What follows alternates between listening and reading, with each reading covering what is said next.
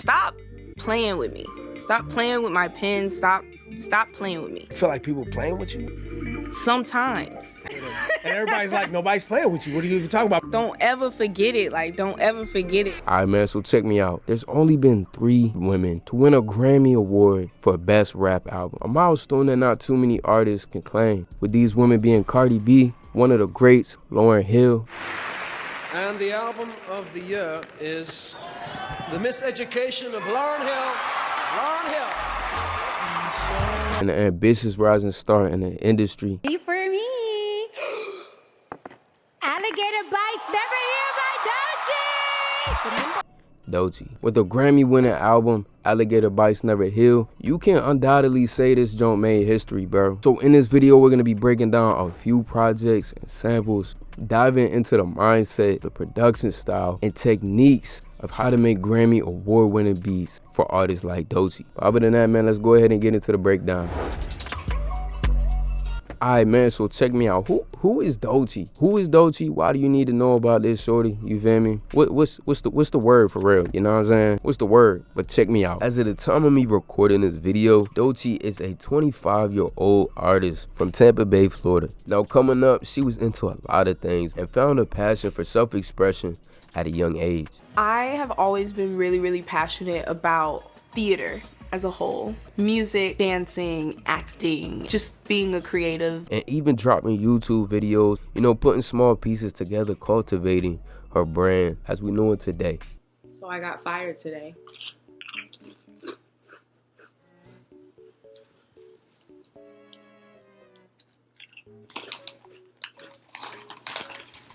I don't give a fuck, to be honest. Either way, I'm gonna be straight.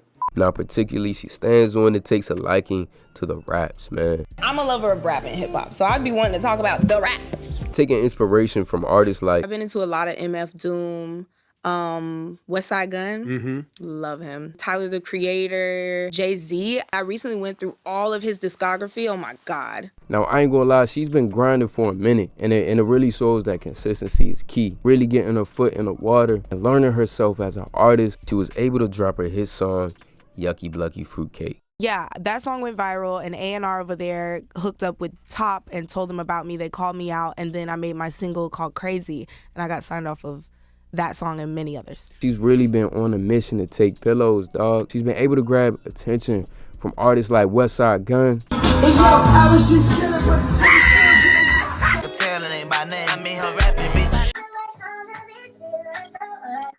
Ladies and gentlemen, Doechii's here. Good morning, Doechii. Baby. I ain't gonna lie, the list goes on, bro, but she's on a run, bro. Now, over time, you know, her hunger to really solidify her name, she was able to learn more about her artistry and herself as a person. So many things changed. I literally changed in this studio. And so there's like just shedded skin all over the place.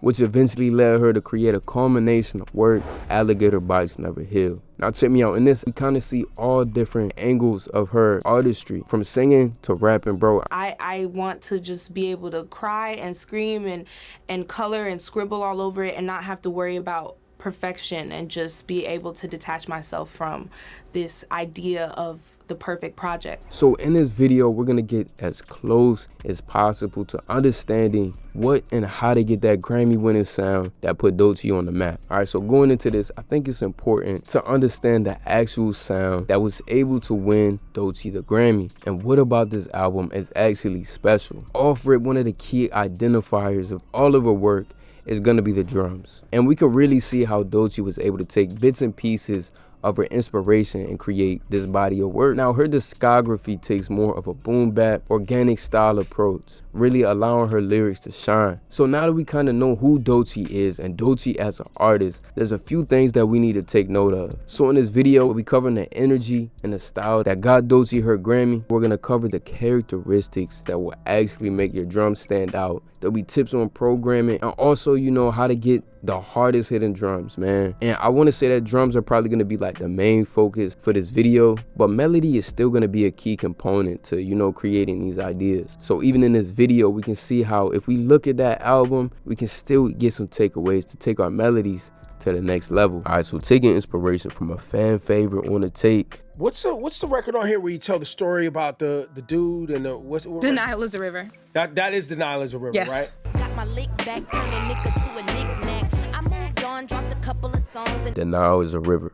Now, knowing her songs or, her artistry takes a lot of inspiration from things of the 90s. We want to keep all of those things in mind. So what are some key identifiers of the things made in the 90s? We want things like energy. We want a good groove with our drums, the melody, and also the texture to back up the time period for this idea. You know what I'm saying? If we want a 90s sound, we're gonna have to use things that sound like in the way that they used them in the 90s. So all the characteristics that'll really help paint that picture. Now check me out. With my experience, whenever making something that is heavily driven by the drums, I like to start off with the drums. You know what I'm saying? It'll give my idea a good foundation. For this style, if you get the drums right, everything else is gonna fall into place. Now, looking at the drums in Denial is a River, we can see that they are very minimalistic. So what I did is I started off with this kick and this snare.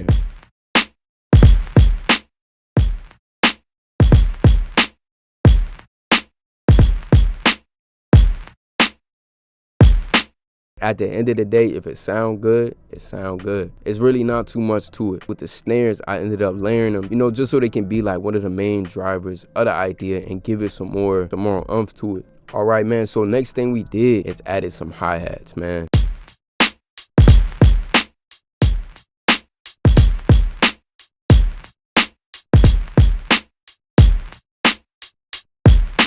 Hi-hats sound the best whenever they are played with intention. So you really want to make sure that whenever you add hi-hats, you're not doing it blindly. Depending on whatever idea that you're making is, you want to make sure that you are really honing in on that and respecting the context. So with these type of beats, we want to really pay attention to, the small details. It's not too much to these, and I'm really going off of feeling. I'm trying to add just a slight finesse on the pocket where it's still as receivable, but it's not doing too much. Looking at the velocity down here, this is going to be responsible for the main bounce of everything. A breakthrough in my creative journey was when I figured out that it's not really how many notes that you play that'll give you the bounce, but really the contrast between the notes that are being played. For a lot of the drums in this video, they might not be played perfectly on grid, which is important to having that authentic and organic feel in our beats. All right, man, so the next few things I did just to add some 90s swag to this beat was I added some scratches and added some accent hats. This little, you feel me, percussion loop. The next thing I did just to take another step towards, what we want, it's just added some texture, bro. It's just some simple vinyl crackle, something that we hear in a lot of samples and things made back in the day. I'll go ahead and play the drums all together, and you can really kind of get a sense of the groove and the energy that we're trying to get when making these type of ideas.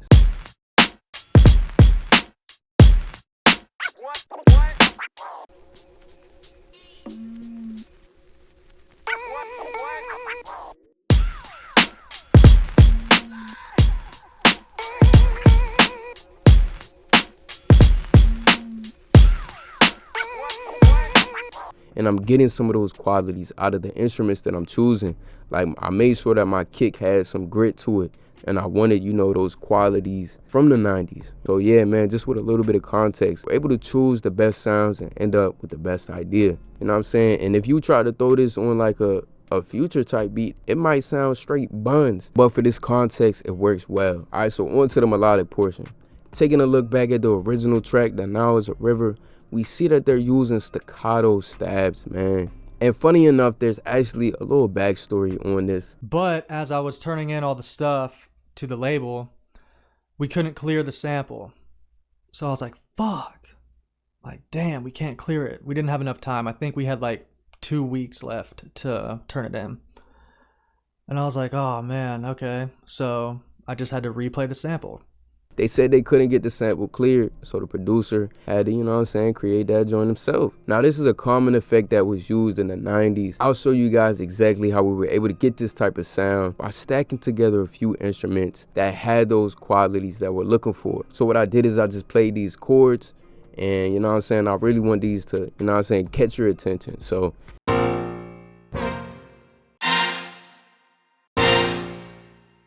that's basically the stab that I was working with. I just went ahead and recorded that. I threw it in the channel rack, and this is what we got. To really get that full sounding staccato sound, you want to use bass notes. Bass notes is really what is going to allow you to hear the change between each pitch.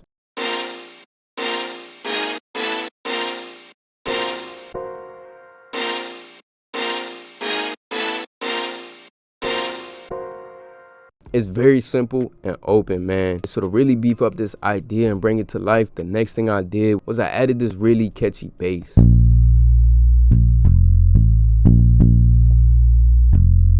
I always say this in my videos, but when the bass moves, yo, you move. The bass is typically going to be the main driver for the energy in our ideas. And knowing Doechii that she's an expressive artist, it's important to understand how we can leverage that to provide an artist the best canvas. Now check me out, the melody is so simple, bro. It is so simple. But the reason to why this idea works so well is that they are played as a staccato. So what is a staccato, man? I'll go ahead and put the definition right here. But essentially in music, dog, it's a secret weapon, bro. It's like an exclamation point. As soon as you use the staccato, you capture somebody's attention, and just like that, it can relieve it. But what it does is it really makes you pay attention to the silence in between. Since her beats can be very minimalistic, it allows the idea to be very receptive.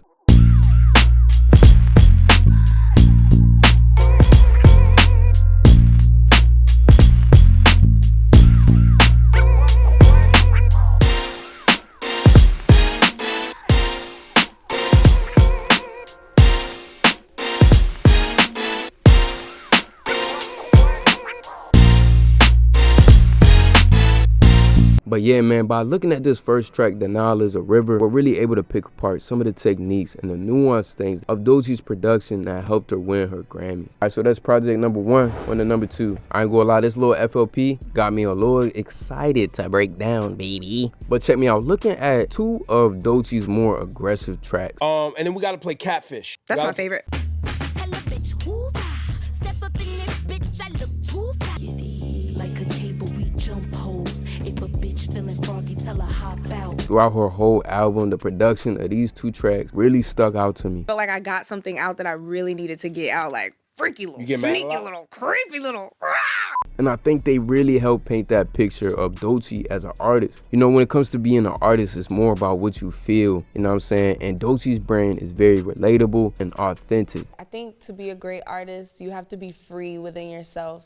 You can't be too scared. You know what I mean? Now, taking a look at this track, they have distorted, organic, and hard-hitting drums. And tracks like this really add a little bit of flair on her discography and Doechii as an artist. Now, I can say I kind of see these beats as being very minimal but confident. You want every single thing to be hitting how it's supposed to and very intentionally. And one of the key things that make these beats hit the way they do is that gritty and repetitive bass line.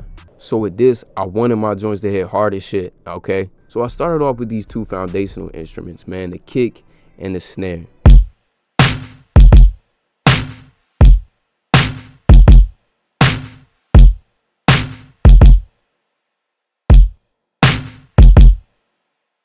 I wanted this to be super aggressive, man. And the technique that I like to use to make my kicks hit a little bit harder is just drop them joints a couple notes down, bro. And I can show you the difference real quick.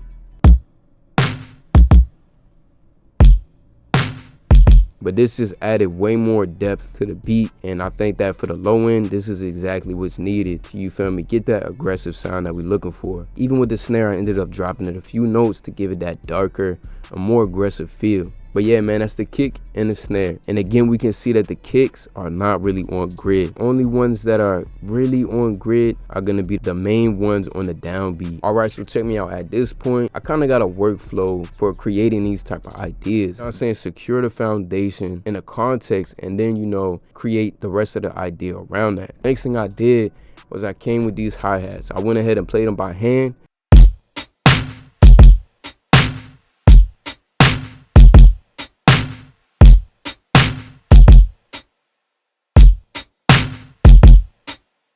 We can see how for artists like Doechii that we need to keep our beats open so artists can deliver the energy that they want. All right, so after that, I went ahead and just added some accent hi-hat. About here is where my idea is really gonna start to develop.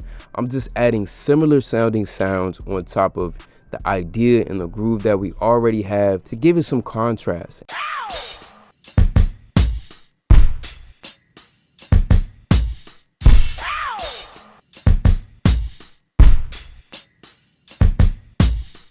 Now I really like these type of ideas because it can show you how powerful drums actually are. And even though we're playing very simple ideas, if we were to play this simple idea just a tad bit different, it could really affect our bounce. So for this, I'm playing with where my snare is, and by doing this, I'm able to shift the whole bounce of the beat. All right, so now we can see how we can look at what we already have and how we can use that to create and get even more energy out of what we're creating. All right, so the last thing I did was I just added a few more open hats, you know, some percussion, things to fill up the space, and also added, you know, some similar sounds to essentially play the same role but be less confident or less present in the mix.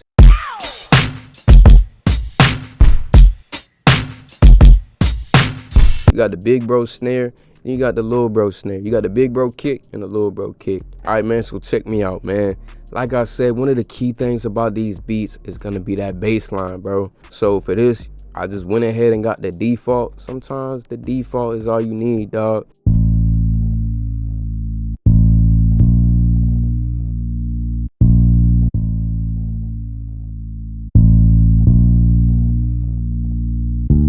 With the bass note being in control of the emotion of the sample, I'm able to kind of like pick and choose like how much I want you to feel. And if I play it too, you can kind of hear like it sounds like the idea is constantly building. But that's because of all these notes being not perfectly on grid and also just paying attention to the velocity.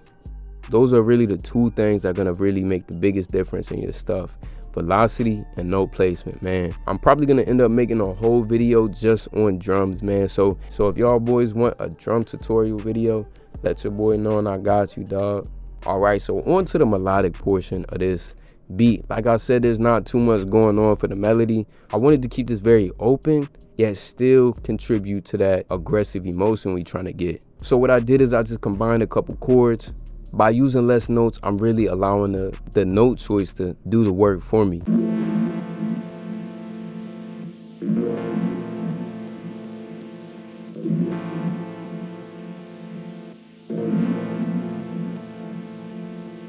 And you can see these are very simple chords, but I'm able to really get that ominous feeling by capitalizing on what is called dissonance. Whenever you put two notes together, what they'll do is they'll kind of clash and they'll create tension. But when used correctly, we can use this to really, you know what I'm saying, add some spice and give that darker feel to our stuff. All right, so the next two instruments that I added for this melody were these two synths. One is a lead and the other one is kind of just adding some more depth.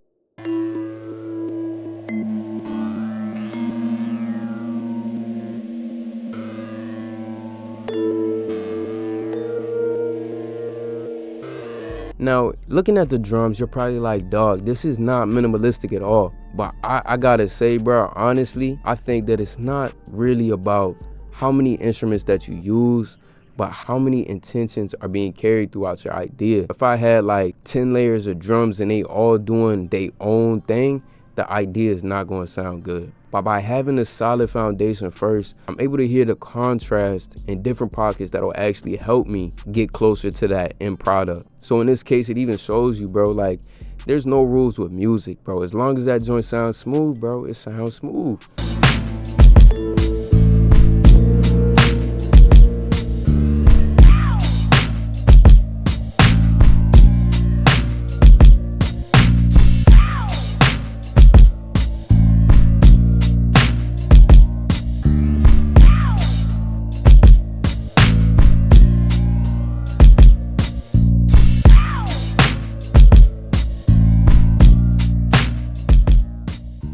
By looking at two of our most aggressive tracks, we're able to see how we can like pull energy out from the beat by using layers and having those sounds that have contrast but similar qualities. All right, man, so on to the third project, yo. Now check me out. Doechii's brand is known for being different and embracing authenticity. Later in her album, we can see her extending from, you know, the traditional, more classic boom bap type of sound and taking a more modern and unique approach to modern trap. On her album, we can see tracks like Skips and Bloom.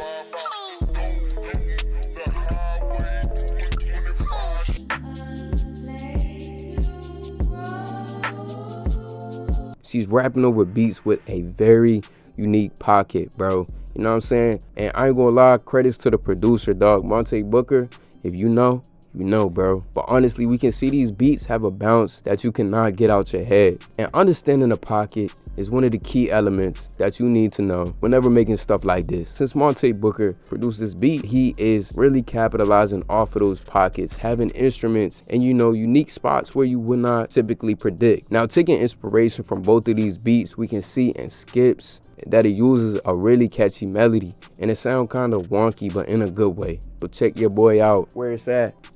I ain't gonna lie, can't find it right now. But I had forgot I had a ukulele, bro. And I thought that this would be the perfect instrument to get this type of idea across. So I'll go ahead and show you guys, you know, the ukulele melodies. And what I did is I just played a couple takes with my ukulele, stacked them joints together, and you know what I'm saying, this is what I got.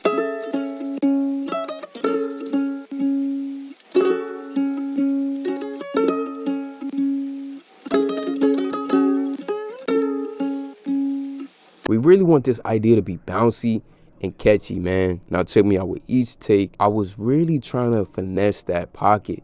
You feel me? I wanted to play this kind of off tempo, but on tempo at the same time. Check me out to really have more control over the bounce. I just chopped this joint up. I chopped it in some random places and also in some spots to where I kind of wanted to like snap back in place. Added this little gross beat just to make my idea a little bit more wonky and give it some unique characteristics. So the last thing I did, just to, you know what I'm saying, take this melody to the next level, is I just added some textures and some sound effects.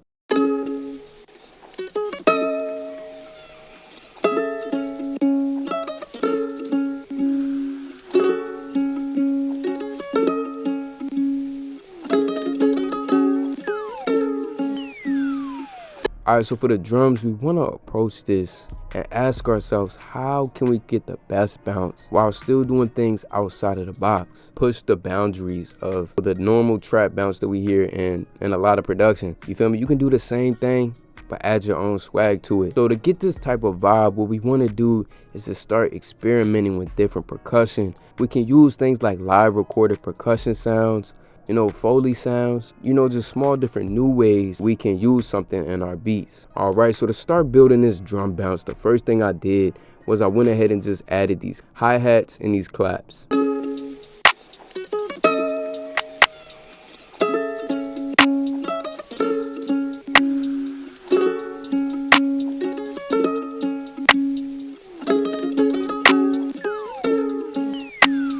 All right, so lastly, I just threw in some percussion to fill up and fit, you know, some of those pockets.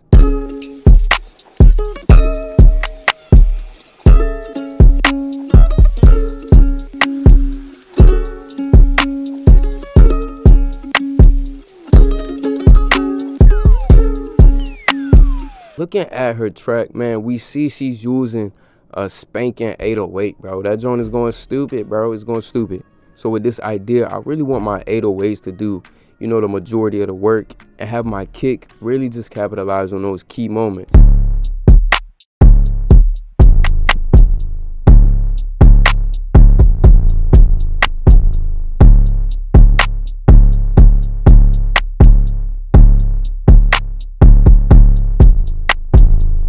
And you can see like down here, we kind of want the velocity to match the energy of the beat or whatever we're making. We really want to keep these type of tracks dynamic and open. All right, so the last thing I did just to, you know, make this idea a little bit more catchy is I added these this little flute idea with this mellotron. Now I'll probably only play this in like one section of the beat.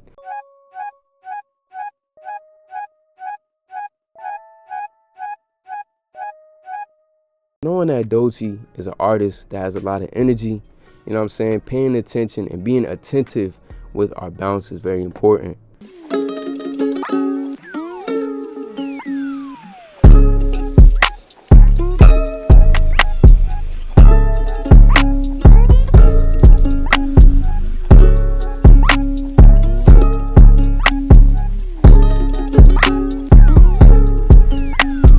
Now, knowing the importance of contrast when it comes to, you know, creating something groovy, you know what I'm saying, I can say there's not too much to making beats like this. You want to do things outside the box and, you know, really hone in on swag and that finesse of doing things different and still being authentic even with your drums, man. Perfect for artists like Doechii, Smino, you know, those type of guys that really, you know what I'm saying, can do their thing over these things that have a lot of human feel to them. All right, bro, so this is going to be the last FOP that we're going to cover. Now, these next two tracks really stood out to me on this album too. Death Roll and Boiled Peanuts, man.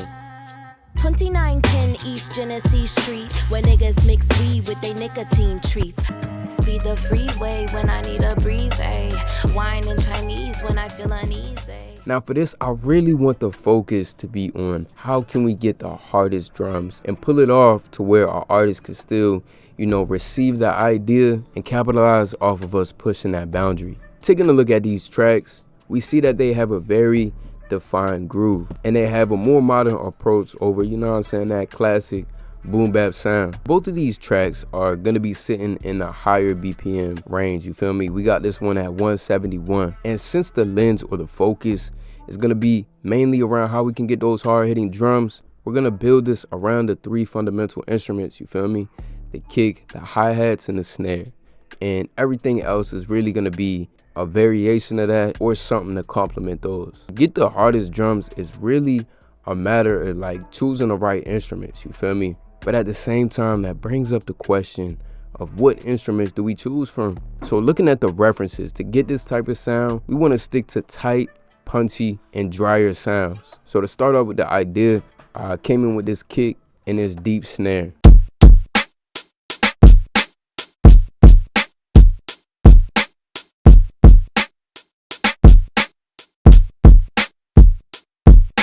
You know what I'm saying? Like I said with the one before, we want this to be very simple and minimal. You know, something that doesn't overstep, but at the same time can play its role to its fullest. So the next thing I did was I used the same approach to layering different sounds to create contrast, paying attention to the velocity to get a complete and distinct bounce from our drums. All right, so my hi-hats, I played these joints by hand.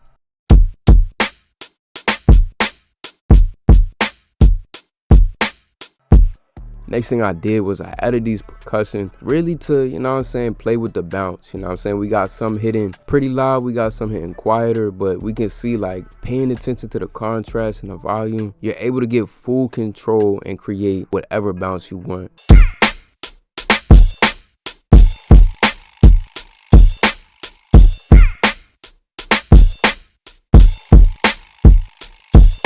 Alright, man, so for the melody, since these two ideas aren't really too melodic, you know what I'm saying, I'm still focusing on a few check boxes, man.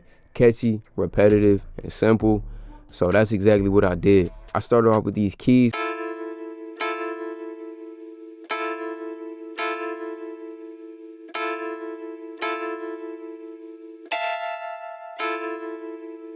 Now to capitalize on this joint being really eerie, I mainly just added sound effects, bro, to help paint this picture, you feel me? These are really here just to complement this.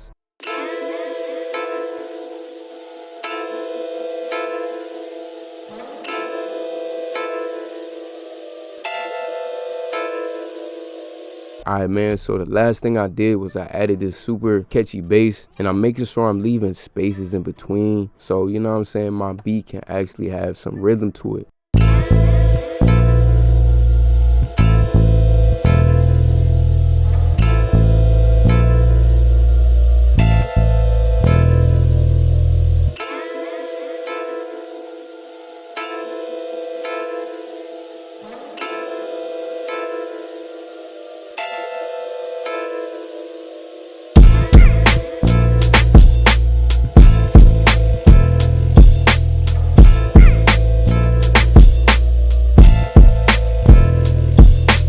But yeah, bruh, you feel me? That's the beat. I say, like, dog, it's a lot that we can take away and learn from. By looking at the production of this album, we're really able to see and hear techniques that we can use to really, you know what I'm saying, give our beats energy and take them joints to the next level.